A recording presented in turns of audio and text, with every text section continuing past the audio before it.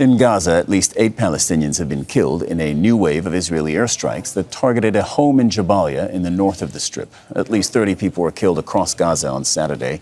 Staff from the World Health Organization have been moving patients from the last major medical facility in the area after Israeli threats to leave or face deadly attacks.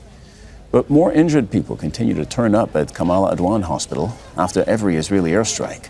Moath al-Kahlout has more from just outside the hospital. Without any sort of warning, the Israeli army attacked a residential block in the center of Jabalia refugee camp in al-Gaza Street. And behind me now is the scene in Kamal Adwan Hospital where the ambulances rushed to bring the casualties and the killed people. So without any sort of warning, this is not the first time the Israeli army attacked people without any sort of warning. So this is the scene behind me right now, while people or the relatives are trying to pray at those who have been killed. People were sitting in the street. Some were filling water and others were just hanging around. First they fired an artillery shell which didn't explode. Then they fired another one which exploded and people started running in the street. A third shell was fired and exploded and people started falling in the street as they were either killed or injured. They were all civilians. There were no resistance elements at all. So this is the daily scene here in northern Gaza Strip, exactly in Jabalia, where the Israeli army tightened the siege upon the Palestinians and still go with the military operation here. Moath al-Kahlout, Jazeera, Kamal Adwan Hospital, Palestine. Israel has stepped up its attacks on the Jabalia refugee camp, with heavy gunfire being heard in the area on Sunday morning. Thousands of citizens have already been forced from their homes by Israeli forces. Those fleeing had been traveling on foot towards Gaza City. But witnesses say Israeli forces have now put sand barriers on the main streets between Gaza City and the northern part of the Strip, besieging tens of thousands of people in Jabalia. Israel's 9-day military siege of northern Gaza has killed at least 200 Palestinians. The areas under siege include, let's look at them, the city of Jabalia. They include Beit Hanun. They include Beit Lahia that you see on the map there. Israel is forcing the people living in those areas, some of whom have been displaced multiple times by Israeli bombardments, to flee south. But Palestinians say that there is nowhere safe for them to go. Israel claims it's trying to stop Hamas from rebuilding in the area. Al Jazeera's Hani Mahmoud joins us live from Deir al-Balah in central Gaza. Hani, we're all at the moment trying to get a better understanding of what's going on in northern Gaza. There are very few eyes on what the Israeli military is actually doing there. So we tried to show the map. There are large pockets within the north that are under siege. To the best of your understanding, what is happening within those areas, especially to the civilians?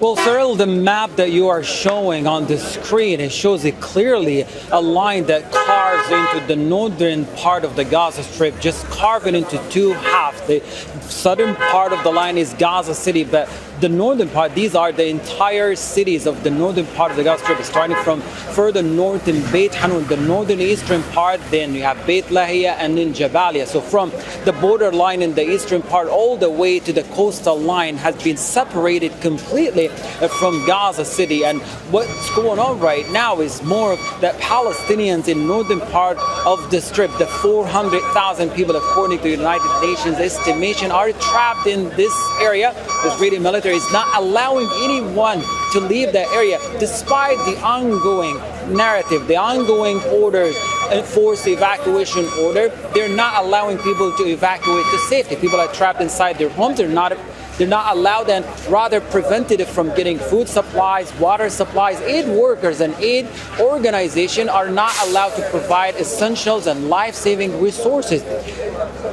Based on what we hear from our correspondents in northern part of the Strip, Palestinians in the northern part of the Strip are experiencing an existential threat right now, as they've been cut off from the outside world. They've been cut off from the remaining part of the Gaza Strip. They're constantly bombarded, and they're not allowed to leave their homes to get their essentials or to evacuate to safety. All of this is happening under heavy, intense bombing campaign, and the fact that people are not even allowed to evacuate to areas, even within the northern part of the Strip, just away from where all the bombardment is taking place.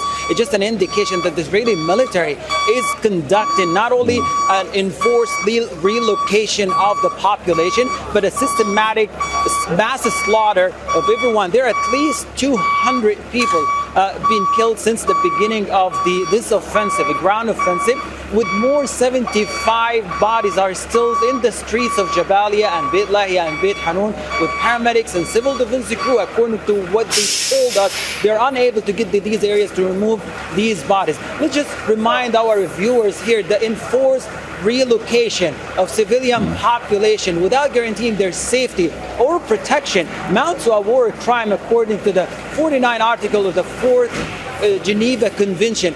What's clearly happening right now, it's just a continuation of the genocidal acts that started a year ago. Hani, look, since you bring up a couple of basic aspects of international law, I will absolutely back you up and second that. And for the benefit of our viewers, some fundamental parts of international law are that civilians are protected even when they live in a war zone. Civilians are protected, cannot be killed. Secondly, the military power that is conducting the assault has a responsibility to protect them. Even if they are forcing them out of the territory, they need to be protected on their way out. And Hani, that's the point I want to pick you up on. The Israeli military say ostensibly that they want civilians to leave. You're telling us that the civilians in that area, Beit Lahia, Beit Hanun, Jabalia, are not being allowed to leave.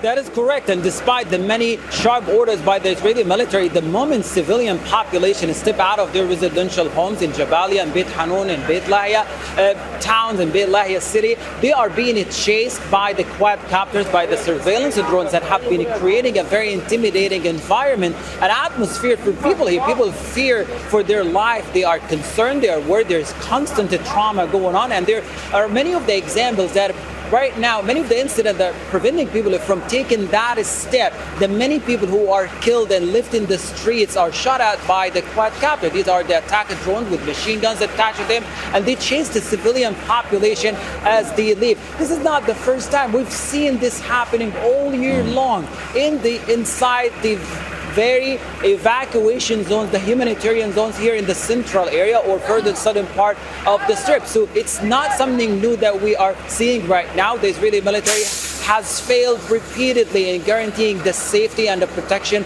of the civilian population in a flagrant violation of international humanitarian laws. And as of now, as we hear from people who are trapped in the northern part of the Strip, despite all the difficulties in communication, what they are telling us, they are left to die there, and the Israeli military is not interested in taking them or allowing them to move to safety. What's going on is more of a media consumption, just to show the world that the Israeli military is actually interested in saving civilians. But what we see on the ground is completely the opposite.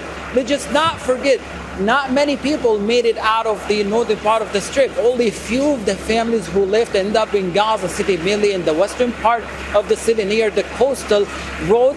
But the majority of people, the 400,000, are still trapped inside the northern part of the Strip for the 8th day in a row under constant bombardment, a ground offensive, and a prevention to access essentials and life-saving resources, including aid workers who are supposed to be delivering these essentials and life-saving resources are prevented from doing so. Hani, thank you very much for that. And Make sure to subscribe to our channel to get the latest news from Al Jazeera.